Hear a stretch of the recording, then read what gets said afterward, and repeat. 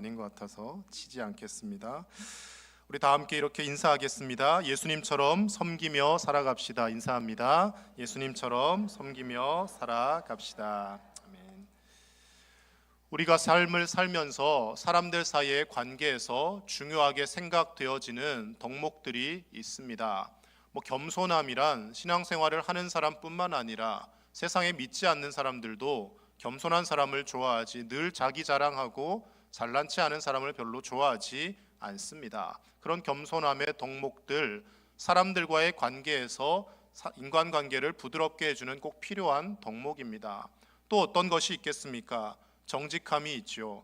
정직하게 무슨 일이든지 이야기하고 자기를 솔직하게 드러낼 줄 아는 사람을 좋아하지, 늘 자기 자신을 과대 포장하고 허세를 부리며 뭔가 입만 열면 거짓말하는 사람을 누구도 가까이 하려 하지 않습니다. 별명 중에 억삼이라는 별명 가진 사람들 가끔 계십니다. 억마디의 말을 하면 세 마디만 진짜고 나머지 다 거짓말이라고 하는 사람들, 학창 시절에나 우리가 삶을 살면서 종종 만나봅니다. 자기가 다 알고 다 자기와 관계가 있고 거의 이 순천시를 내가 쥐락펴락한다라고 이야기하는데 알고 보면 아무 영향력도 없는 분들이 가끔 계십니다. 겸손하고 정직하고 진실하고 이런 덕목들, 사람들 사이에서 꼭 필요한 덕목들입니다. 그리고 또 한 가지 빠지지 않는 덕목이 있는데 바로 분위기 파악을 잘할 수 있어야 합니다. 괜히 분위기 파악 잘못하면 멀쩡했던 인간관계가 파탄이 나는 일들이 있습니다. 상대방은 지금 장례 중이고 뭔가 슬픈 일을 당해서 너무나 마음이 아파하는데 혼자서 막 노래를 부르고 박수치고 좋아하면 분위기 파악을 못하는 것이죠. 인간관계가 지속될 수 없습니다. 또는 상대방이 좋은 일이 있어서 기뻐서 기뻐하며 즐거워하고 있는데 갑자기 거기다 초를 치며 슬픈 이야기하고 그렇게 좋아할 때가 아니다라고 분위기 파악 못하는 것, 바람직하지 못한 모습입니다. 우리가 가까운 가족들 간에도 또는 만나는 사람들 간에 지금이 어떤 상황이고 어떤 분위기인지를 잘 파악할 수 있어야 합니다. 특별히 우리 남자 성도님들 퇴근하셔서 집에 들어가실 때 집의 분위기를 잘 보고 들어가셔야 됩니다. 괜히 못 모르고 들어가서 이 말 저 말 했다가 불똥이 튀는 경우들이 있습니다. 오늘 아내의 표정이 별로 안 좋다 싶으면 알아서 조용히 들어가야 되는 것이고, 기분이 좋다 싶으면 할 말도 하고 반찬이 뭐냐 물어보기도 해야지 가가지고 대뜸 밥이 뭐냐 반찬이 뭐냐 그랬다가 밥주걱이 날아오는 수가 있는 것이죠. 분위기 파악을 잘 하며 살아야 됩니다. 근데 오늘 본문의 말씀을 보면 예수님의 제자들이 분위기 파악 제대로 하지 못하고 예수님의 속을 긁어넣는 모습이 드러나고 있습니다. 오늘 우리가 읽은 것은 짧은 부분을 읽었지만 17절 말씀부터 이 사건이 연장되어서 쭉 이어져 옵니다. 17절에 보면 예수님께서 12제자를 데리고 가시면서 십자가의 고난과 그리고 부활에 대해서 말씀하셨다라고 기록이 되어 있습니다. 그런데 이것이 처음 말씀하신 것이 아닙니다. 화면을 좀 보시면 예수님께서 16장 21절에서 제일 처음으로 베드로의 신앙 고백이 있은 후 그때로부터 비로소 십자가의 고난을 말씀하셨습니다. 이제는 받아들일 준비가 됐구나 처음 말씀하셨고, 두 번째는 17장 22절에서 갈릴리에서 모였을 때 또 두 번째로 말씀하셨습니다. 그런데 그때도 제자들은 별로 관심이 없습니다. 오히려 근심하게 됩니다. 오늘 20장 17절 말씀에서 예루살렘으로 가시면서 이제 정말 얼마 남지 않은 상황입니다. 곧 이제 얼마 있지 않으면 예수님이 십자가에서 죽으셔야 하는 상황인데 또 십자가와 부활에 대해서 말씀하시는데 제자들은 여기에 전혀 관심이 없고 엉뚱한 반응을 보입니다. 그리고 오늘 말씀에 보면 20절과 21절 말씀에 엎친 데 덮친 격으로 예수님의 그 아픈 마음, 예수님이 힘들어하는 그 마음을 헤아리지는 못하고 이런 청탁까지 하고 있습니다. 마태복음 20장 20절 21절 같이 보겠습니다. 그때 세베대 아들의 어머니가 그 아들들을 데리고 예수께 와서 절하며 무엇을 구하니 예수께서 이르시되 무엇을 원하느냐 이르되 나의 이 두 아들을 주의 나라에서 하나는 주의 우편에 하나는 주의 좌편에 앉게 명하소서. 지금 어떤 상황입니까? 세베대의 아들의 어머니, 세베대 아들들 두 사람은 야고보와 요한을 의미합니다. 그들의 어머니가 와서 예수님께 이때라고 그때라고 분명히 말씀은 기록합니다. 예수님은 지금 십자가의 고난을 말씀하시고 곧 얼마 후면 내가 잔인하게 죽임을 당하고 조롱을 받으며 비웃음거리가 될 것이다 라고 심각하게 말씀하고 계시는데, 예수님 됐고요, 그건 됐고 우리 아들들 좀 높은 자리 한 자리 좀 주십시오라고 인사청탁을 하고 있는 것이죠. 같은 사건을 다루는 마가복음 10장 35절 말씀에는 그 세베대 아들들의 어머니가 아니라 야고보와 요한이 직접 예수님께 부탁을 했다라고 기록합니다. 그러니까 그들도 똑같은 마음을 갖고 있었고 예수님께 부탁을 해보다가 안 될성 싶으니까 어머니까지 동원을 하는 겁니다. 그들의 어머니가 누구였기에 부탁을 하는 겁니까? 신학자들의 연구에 의하면 세례 요한과 세례 요한이 아니죠. 요한과 예수님이 친척 관계입니다. 그러니까 예수님의 육신의 어머니인 마리아와 그리고 이 세베대 아들들의 어머니는 먼 친척 관계가 되는 것이죠. 그러니까 아는 사람 넣어서 좀 우리 아들들 잘 봐달라고 친척 이용해서 부탁을 하고 있더라는 것입니다. 지금이 이런 말할 때가 아니지 않습니까? 예수님이 말씀하셨을 때 주님 십자가를 지시고 죽게 되시는데 그러면 우리는 뭘 해야 합니까? 어떻게 해야 합니까? 예수님 죽으시고 나면 우리는 어떻게 주님의 그 길을 걸어가야 합니까? 이런 질문을 해도 모자랄 판에 예수님의 죽음은 나랑 별 상관이 없고 예수님 우리들 높은 자리 앉혀주십시오, 그 이야기만 하고 있더라는 것이죠. 예수님의 심정이 어떠했겠습니까? 한심하게 보이고 아직도 내 마음을 모르느냐 그런 마음이 들지 않겠습니까? 그러면서 한편으로는 또 그들을 측은하게 여기는 마음도 있었을 것입니다. 부모와 자식 간의 관계가 바로 이와 비슷합니다. 자식들을 키우다 보면 같은 자식들인데도 성격이 다 제각각 다른 것을 봅니다. 저희 큰아이는 첫째라 그런지 눈치가 참 빠릅니다. 엄마가 인상 확 쓰거나 뭔가 아침에 좀 아프다 싶으면 알아서 일어나서 막 세수하고 학교 갈 준비하고 뭔가 스스로 막 뭘 합니다. 막내도 이제 조금씩 커가면서 언니랑 성격이 비슷합니다. 언니가 뭔가 좀 낌새가 이상하다 싶으면 막내도 괜히 칭얼대지 않고 저기 가서 혼자 조용히 잘 놉니다. 늘 둘째가 문제입니다. 이 눈치 없는 녀석이 엄마가 몸살에 걸렸든지 감기가 걸려서 아프든지 상관하지 않고 일어나면 와서 하는 소리가 엄마 오늘 반찬이 뭐야? 뭐 맛있는 거 해줄 거야? 왜 이 옷을 꺼내놨어? 난 이거 입기 싫어. 예쁜 옷 입고 성교원 갈 거야. 그러면서 엄마가 아프든지 엄마가 어떤 마음인지 아랑곳하지 않고 자기 할 말만 합니다. 그때 부모의 심정이 어떻겠습니까? 큰아이를 보면서는 기특해 보이기도 하지만 둘째를 보이면서 어떻게 자기 생각밖에 안 하나 섭섭한 마음이 들기도 하지만 한편으로는 그래도 자식이라서 그래 네가 아직 철이 덜 들었구나, 언젠가는 부모의 마음을 알겠지, 그런 심정으로 딱하게 아이들을 바라보는 것이죠. 예수님의 마음이 아마 이와 똑같으셨을 겁니다. 아직도 십자가의 길을 알지 못하고 아직도 하나님께서 허락하신 사명의 길이 무엇인지 거기에는 관심이 없고 높은 자리 달라고 요구하고 있는 그들을 보시며 답답하시기도 하지만 언젠가 너희들이 철이 들면 변화될 것이다 하는 그런 짠한 마음도 갖고 계셨겠지요. 예수님은 그 제자들에게 오늘 분명히 말씀하십니다. 그리스도인으로 살아간다라는 것, 예수님의 제자로 산다는 것, 하나님의 자녀됨의 권세를 누린다라는 것은 어떤 삶의 자세로 살아야 하는지에 대해서 분명 오늘 말씀하고 계십니다. 오늘날 우리에게도 예수님께서 원하시는 참된 그리스도인의 삶의 자세가 있습니다. 그 자세란 과연 무엇이겠습니까? 첫 번째로는 자신의 사명을 알고 사명 따라 사는 것이 그리스도인의 삶의 자세가 될 수 있어야 합니다. 예수님은 말로만 제자들을 가르치신 것이 아니라 늘 행동으로 자신의 삶의 모습으로 제자들을 교육하셨습니다. 예수님이 병든 사람들을 고쳐주시고 때로는 죽었던 사람도 살려주시고 또 떡 5개와 물고기 2마리로 남자들만 5,000명, 여성과 아이들까지 다 하면 10,000명이 넘는 그 엄청난 사람들을 먹이셨을 때 사람들은 됐다, 이 사람이다, 우리의 왕이 되실 분이다, 로마의 압제에서 우리를 구원해 주실 분이고 저분이 떡 5개와 물고기 2마리로 이 10,000명에 넘는 사람을 먹이는 거 보니 앞으로 저분만 쫓아다니면 굶어 죽을 일은 없겠구나. 사람들은 예수님을 왕으로 추대하려고 몰려옵니다. 그때 예수님께서 어떤 반응을 보이십니까? 조금은 즐길 법도 한데, 조금은 그 분위기에 휩쓸릴 법도 한데, 예수님은 철저히 경계하시며 요한복음 6장 15절에서는 이렇게 예수님이 반응하셨다고 기록되어 있습니다. 우리 함께 보겠습니다.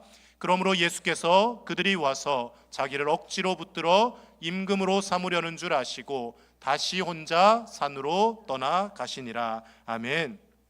사람들의 환호에 젖어서 이 땅에 예수님이 무엇 때문에 오셨는지 그 본질적 사명을 망각하지 않으셨다라는 것입니다. 예수님이 높고 높은 하늘 영광 보좌를 버리시고 낮고 낮은 이 땅에 사람의 육신을 입고 오신 이유가 어디에 있습니까? 예수님의 사명이 무엇입니까? 이 땅에서 왕국을 건설하고 이 땅에서 왕이 되어서 사람들의 칭찬과 존경받으며 그렇게 살아가려고 예수님이 오신 것이 아닌 것이죠. 예수님이 이 땅에 오신 목적은 인류의 모든 죄의 문제를 해결하시고 우리에게 영원한 생명과 영원한 천국을 허락하시기 위해서 그 본질적 사명을 가지고 이 땅에 오셨다라는 것입니다. 그러니 그 사명에 장애가 되는 사람들의 과한 환호나 사람들의 과한 칭찬은 철저히 경계하시며 산으로 가셔서 그때마다 하나님 앞에 성부 아버지 하나님께 겸손히 기도하는 모습을 살아내셨다라는 것이죠. 저와 여러분이 그리스도인다운 삶의 자세를 회복하기 위해서 첫 번째로 우리가 기억해야 할 것은 하나님이 우리를 이 땅에 보내신 목적이 무엇인지, 내가 무엇 때문에 창조함을 입었는지, 내가 무엇 때문에 남들보다 먼저 예수님을 믿고 구원받은 하나님의 자녀로 살아가고 있는지, 하나님이 우리를 부르신 그 목적과 사명을 기억할 때 우리는 하나님께서 인정하시는 그리스도인다운 삶의 모습으로 살아가게 될 줄로 믿습니다. 그렇다면 저와 여러분에게 주신 사명은 무엇입니까? 여러 번 제가 말씀드렸지만 이사야 43장 21절 말씀 같이 봅니다. 이 백성은 내가 나를 위하여 지었나니 나를 찬송하게 하려 함이니라. 아멘. 하나님을 찬송하는 것이 우리의 사명이라는 겁니다. 그런데 그 하나님께 가야 할 찬송이 나를 향하지 못하게 해야 하고, 내가 하나님보다 높아지려 할 때마다 스스로 낮은 자리에 처해야 하며, 내가 하나님보다 더 드러난다 싶을 때 나는 아무것도 한 것이 없습니다. 하나님이 나같이 부족하고 모자란 사람을 들어서 사용하셨습니다라고 겸손하게 예수님 닮은 모습이 우리에게 있어질 때 우리는 하나님의 기쁨이 되는 삶을 계속 살아가게 될 줄로 믿습니다. 하나님을 찬송한다라는 것, 기쁜 일이 있을 때에만 하는 것이 아니라 때로는 몸이 아플 때에도, 때로는 가정에 여러 가지 어려움이 있고 왜 이런 말도 되지 않는 고통과 아픔이 내 가정에만 계속 일어나나 싶을 때에도, 그때에도 믿음을 가지고 모든 것을 합력하여 선하게 이루어 가실 그 하나님을 바라보며 찬양하는 것, 그것이 우리의 삶의 목적이자 이유가 될 수 있어야 한다는 것입니다. 근데 그 사명, 그 목적 잊어버리면, 조금 삶이 피곤하고 힘들면 이내 하나님 원망하게 되고, 내가 조금 좋은 일이 있으면 내가 열심히 살아서 내가 모든 것을 능력 있게 잘해서 이런 마땅한 대접을 받는다라고 생각하며 교만해지며 계속해서 끊임없이 높은 자리 내가 누릴 수 있는 부귀 영광만을 추구하며 살아가게 된다는 것입니다. 사랑하는 은진의 가족 여러분, 하나님께서 저와 여러분을 왜 이 땅에 보내셨는지, 우리가 어떤 사명을 갖고 이 땅을 살아가야 하는지를 늘 기억하시며 삶이 평온할 때나 여러 가지 삶의 어려움이 있을 때나 변함없이 하나님을 찬양하시고 우리의 삶에 주어진 그 자리에서 내가 최선을 다해 살아가는 그 모습을 통하여 하나님의 영광이 드러날 수 있는 복된 사명자로 살아가시기를 예수님의 이름으로 간절히 축복합니다. 두 번째로 그리스도인다운 삶의 자세를 회복하기 위해서는 영광을 구하기 전에 헌신과 고난의 자리로 먼저 나아가야 합니다. 높은 자리를 요구하는 그들에게 예수님은 너희가 구하는 것을 알지 못한다라고 22절에 말씀하시며, 그렇다면 너희가 과연 내가 마시는 이 잔도 마실 수 있겠느냐라고 질문하십니다. 제자들은 거기에 대답만 잘하면 한 자리 주실 것 같으니까 예 주님, 우리가 주님의 잔을 마실 수 있습니다라고 섣불리 대답을 합니다. 그때 예수님 뭐라고 말씀하십니까? 23절 말씀 같이 보겠습니다. 이르시되 너희가 과연 내 잔을 마시려니와 내 좌우편에 앉는 것은 내가 주는 것이 아니라 내 아버지께서 누구를 위하여 예비하셨든지 그들이 얻을 것이니라. 아멘. 너희가 지금 분명히 내 잔을 마시겠다고 너희들의 입으로 이야기하였다. 그러니 너희들은 반드시 내 잔을 마시게 될 것이다. 그러나 그 너희들이 원하는 자리는 내가 주는 것이 아니라 하나님이 이미 예비된 자에게 주실만 하면 주실 것이니 거기에 관심 갖지 말고 내 잔을 함께 마시겠다고 했으니 그 잔을 마시는 일에 최선을 다해 살아가라고 예수님은 말씀하십니다. 야고보와 요한은 무심결에 주님의 잔을 우리도 마시겠습니다라고 대답했지만 늘 우리가 이 말을 주의해야 합니다. 하나님은 너희 말이 내 귀에 들린 대로 내가 행하겠다라고 구약에서 말씀을 하고 계시지 않습니까? 그러니 장난으로라도 농담으로라도 부정적인 말들, 우리가 입에 담지 말아야 될 말들 하지 않는 것이 좋습니다. 그 말이 돌아서 결국 나에게 다시 돌아온다라는 것을 기억할 수 있어야 하는 것이죠. 예수님의 잔을 우리가 마시겠습니다라고 그들이 대답했는데 후에 정말로 사도행전 12장 2절 말씀에 보면 야고보는 나머지 12사도들보다 가장 먼저 칼에 찔려서 순교를 하게 됩니다. 물론 야고보가 이때 순교할 때는 성령으로 충만해서 기쁨으로 주를 위해 순교하였겠지만 어쨌든 주의 잔을 마시겠다라고 말했던 그 모습이 그대로 순교로 이어지고 있더라는 것이죠. 사도 요한은 어떻습니까? 나머지 모든 제자들보다 가장 장수하였던 사람입니다. 그런데 요한의 삶을 좀 살펴보시면 그가 오래 살았으니 참 행복했겠다라고 우리는 섣불리 생각할지 모르겠지만 다른 동역자들, 다른 제자들 다 순교하고 다 천국 갔을 때 자기 혼자 쓸쓸히 살아남아서 밤모섬이라는 그 외딴 섬에 갇혀서 마지막 그 요한계시록의 말씀을 기록하기까지 그가 장수하며 행복하게 살았던 것이 아니라 엄청난 부담감을 가지고 그는 매일매일을 마치 살얼음 위를 걷는 듯한 삶을 살아내었을 것입니다. 예수님의 잔을 한 사람인 야고보는 가장 먼저 순교하며 마시게 되었고 나머지 한 사람인 요한은 가장 장수하면서 끝까지 그 삶의 자리를 감당해내면서 주님의 그 잔을 마시는 삶을 살게 되었다라는 것입니다. 예수님 말씀하신 것처럼 우리의 삶도 마찬가지입니다. 예수 믿고 내가 부자가 되고 사업이 잘 되고 잘 사는 것 거기에만 관심 갖지 마시고 내가 예수님을 믿음을 통하여서 어떤 헌신의 자리를 감당해야 할지 어떤 십자가를 져야 하는지 그것을 고민하며 나아갈 때 우리에게 하나님께서 영광의 자리 주실만 하면 주시고 무엇보다 이 땅에서의 삶이 다했을 때 저 하나님 앞에 섰을 때 영원토록 하나님이 우리에게 허락하실 천국이 기다리고 있고 하나님이 우리에게 허락하시는 영원한 상급이 저와 여러분에게 있다라는 것을 기억하며 살아가시기를 예수님의 이름으로 간절히 축복합니다. 로마서 8장 17절 말씀에서는 이렇게 우리에게 증거합니다. 같이 보겠습니다.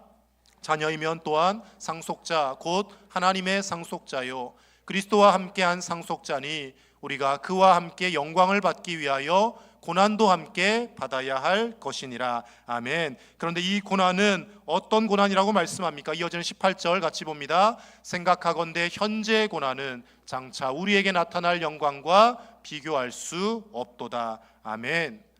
지금 내가 예수님을 믿고 살아도 고난의 시간이 있습니다. 예수님을 잘 믿고 예배 드리는데 몸이 아플 수도 있고 갑자기 사업이 위태위태할 수도 있고 직장에서의 여러 가지 갈등이 있을 수도 있고 삶에서 어려움을 겪을 수도 있습니다. 그런데 그 고난의 시간들 잘 감당하며 그 고난의 시간들마저도 하나님의 영광을 위해 우리가 살아낼 때 장차 우리가 받게 될 저 천국의 영광과 비교하면 지금 우리가 당하는 이 고난과 십자가를 지는 삶은 비교도 되지 않는 고난이라고 분명히 말씀하시는 것입니다.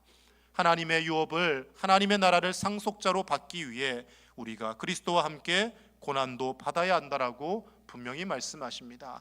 예수님 믿으면 모든 일이 잘 되고 만사 형통하고 세상에서 부자가 되고 권력자가 되고 세상에 그 누구도 우리에게 덤빌 수 없습니다라고 설교하는 설교자가 있다면 여러분 반드시 돌아서야 합니다. 그것은 기독교가 아닙니다. 예수님이 말씀하신 그리스도교는 십자가를 지는 삶이고 삶에서 우리가 예수님을 따라 자기의 십자가를 지고 날마다 자기를 부인하며 나아가야 하는 것이지 예수 믿고 세상에서 모든 사람들을 굴복시키며 쥐락펴락하는 것 그것이 우리 그리스도인의 정체성이 될 수 없다라는 것입니다. 하나님이 때로는 우리에게 돈도 주시고 힘도 주시고 건강도 주실 때가 있습니다. 그때 우리는 무엇을 생각해야 합니까? 이것을 가지고 사람들 위해 군림하기 위해서가 아니라 주신 이것을 가지고 사람들을 겸손히 섬기기 위해 하나님이 우리에게 잠시 맡기신 것이란 것을 기억하며 살아갈 때 우리는 그리스도인다운 삶의 모습으로 이 땅을 살아가게 될 줄로 믿습니다. 마지막 세 번째로 세상의 가치와 기준을 역행하는 섬김의 삶을 우리는 살 수 있어야 합니다. 한 분이 과일 가게를 하시다가 예수님을 믿게 된 사연을 소개한 적이 있습니다.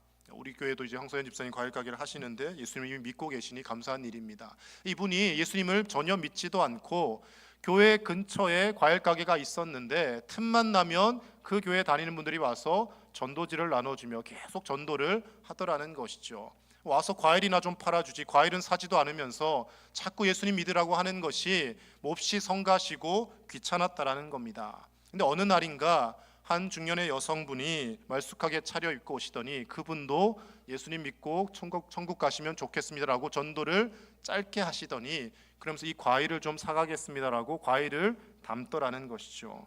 근데 여러분, 우리 과일 가게 가면 어떻습니까? 과일을 이렇게 고르고 저렇게 헤집고 밑에 있는 거 끄집어 올려서 썩지 않은 거, 흠 나지 않은 거, 제일 좋은 거 어떻게든 하나라도 더 담고, 그리고 나서 마지막에 또 한마디 하죠. 하나는 서비스로 더 주십시오라고 더 담으려 하는 것이 우리의 모습입니다. 그런데 이분이 특이하게 상처난 과일을 담고, 터진 과일을 담고, 썩어가는 과일을 담고, 모난 과일, 형편없는 과일들만 다 담더라는 겁니다. 그리고 이걸 싸주십시오. 그리고 제 값을 깎지도 않고 그대로 주고 사더라는 것이죠.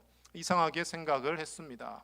근데 또 좀 있으니까 또 어떤 분이 오셔서 이분은 말씀도 전도도 하지 않고 그냥 또 흠난 과일들을 다 담더라는 거죠. 내일도 그런 분들이 몇 분 오시고 그 다음 날도 몇 분 오시더니 계속해서 그런 사람들이 와서 자신의 집에 있는 모가 난 과일들, 썩어가는 과일들만 담아서 제값을 주고 사가더라는 겁니다. 그래서 그분이 궁금해서 어느 날은 누군가 와서 또 그 과일을 담고 있길래 먼저 질문을 했다는 겁니다. 혹시 당신도 저기 있는 저 교회 다니시냐고. 그랬더니 예, 맞습니다라고 대답을 하더라는 겁니다. 얼마 지나지 않아서 이분이 그 교회에 등록을 하게 되었다고 합니다. 많은 사람들이 와서 자기의 이득만 취하려 하고 자기 편한 것만 가져가려 하고 자기가 좋을 대로만 행하는데, 저분들이 와서 우리 가게에서 자신들이 손해보고 저렇게 스스로를 낮추는 모습을 볼 때 그분이 저런 예수님이라면, 저런 분들이 다니는 교회라면 자기도 다녀보고 싶다라는 결심을 하게 되었다라는 것이죠. 저와 여러분의 삶의 모습은 어떻습니까? 물론 교회 내에서 오늘도 이 예배를 위해서 수고하며 땀 흘리며 헌신하는 수많은 분들이 계십니다. 지금도 우리가 예배 드릴 때 아침에 일찍 나와 일부 예배를 드리고 저 식당에서 뜨거운 불 앞에서 요리를 하는 주방 봉사하는 분들이 계십니다. 매일매일 이 앞에 있는 화분이 시들지 않도록 늘 물을 줘가며 무거운 화분을 허리 상해가며 들어다 옮기시는 가정도 있습니다. 남들이 보이지 않는 곳에서 쓰레기통을 비우고 청소하는 분도 계시고, 남들이 하고 싶어 하지 않은 위험한 일이 따르는 차량 운행을 기꺼이 하시는 분도 계시고, 남들 다 손 놓고 있는 화장실 청소를 독한 락스 냄새를 맡아가며 매주일 하시는 분도 계십니다. 방송이 뭐가 조금 음향이 안 좋고 화면이 이상하면 우리는 늘 일제히 저곳 방송실을 노려보지만 저곳에서 예배를 제대로 드리지 못하며 자기를 희생하며 매주일 방송실에서 기계를 만지며 예배 드리는 분도 계십니다. 이 모든 헌신들 하나님이 기쁘게 받으시는 헌신의 모습인 줄로 믿습니다. 그렇지만 우리가 여기에 한 단계 더 넘어서야 한다는 것이죠. 교회에서는 이렇게 헌신된 모습으로 살아가는데 세상에 나아가서는 어떤 모습으로 살아갑니까? 교회에서는 그렇게 친절하기에 그지없던 분이 과일을 살 때는 좋은 것만 다 골라 담고 왜 이런 형편없는 과일을 넣어주냐며 화를 내고 있지는 않습니까? 교회 식당에서는 장로님 먼저 드십시오, 목사님 먼저 드십시오 양보를 하던 분이 식당에 가서 조금만 메뉴가 늦게 나오면 대체 이 집 주방은 뭘 하는데 이렇게 늦게 메뉴를 내냐고 화를 내며, 그리고 나서는 우리 식사 기도하자고 주여 그러고 기도하고 있으면 주방에 그 식당 주인이 어떤 모습, 어떤 마음을 품겠습니까? 저렇게 무례하게 짝이 없는 사람들이 예수쟁이들이다라고 생각하지 않겠습니까? 우리의 섬김과 헌신과 친절의 모습이 이 예배당 안에서뿐만 아니라 세상에서 펼쳐질 수 있어야 하고, 오히려 그 세상에서 우리가 더 낮아지고 더 섬기며 세상의 가치와 기준을 역행하며 살아갈 때 우리가 믿는 예수님께서 세상에서 영광 받으시고, 세상의 그 사람들은 우리가 믿는 그 예수님을 궁금해하며 주님 앞에 나오게 될 줄로 믿습니다. 28절의 말씀 우리 끝으로 다 함께 읽도록 하겠습니다. 인자가 온 것은 섬김을 받으려 함이 아니라 도리어 섬기려 하고 자기 목숨을 많은 사람의 대속물로 주려 함이니라. 아멘. 예수님도 섬김을 받기 위해 오신 것이 아니라 섬기러 오셨고, 심지어 자신의 목숨까지 우리를 위해 아끼지 않고 주시기 위해 오셨다라고 말씀하십니다. 그런데 그 예수님을 따르는 제자된 우리라고 한다면 그 예수님의 모습을 10분의 1, 100분의 1이라도 닮아가야 하지 않겠습니까? 세상에 나아가서 군림하려 하지 마시고, 내가 내 돈 내고 내 권리 찾는데 무슨 상관이냐라며 말하는 것이 아니라, 내가 정당하게 권리를 주장할 수 있음에도 불구하고 한 번 더 양보하고 한 번 더 내가 더 손해볼 때 그 섬김의 모습을 통하여 예수님께서 드러나고 많은 세상의 사람들이 우리가 믿는 예수님을 믿게 되는 역사가 일어나게 될 줄로 믿습니다. 사순절 세 번째 주간을 살아가실 때 우리의 삶에서 과연 이 세상 속에서도 섬김의 모습이 있는지 돌아보시고, 주님 앞에서 참된 예수님의 모습을 닮아가는 저와 여러분의 삶으로 기도하며 변화되어져 가기를 예수님의 이름으로 간절히 축복합니다. 하나님 아버지, 감사합니다. 이 사순절 세 번째 주간 우리를 또 주의 전으로 인도하여 주시고, 예수님의 그 섬김과 헌신의 모습을 바라보며 우리가 어떻게 살아야 할지를 깨닫게 하시니 감사를 드립니다. 세상에서 또는 교회에서 끝없이 영광된 자리만을 취하려 하는 것이 아니라, 내가 먼저 낮아지고 내가 먼저 겸손하게 살게 하여 주시고, 내가 먼저 손해보고 양보함을 통하여서 참된 그리스도인다운 삶의 모습이 드러나게 하시고, 그를 통하여서 복음이 전해지는 놀라운 역사가 우리 삶 가운데 그치지 않게 하여 주시옵소서. 감사를 드리며 예수님의 이름으로 축복하며 기도하옵나이다. 아멘. 찬송가 우리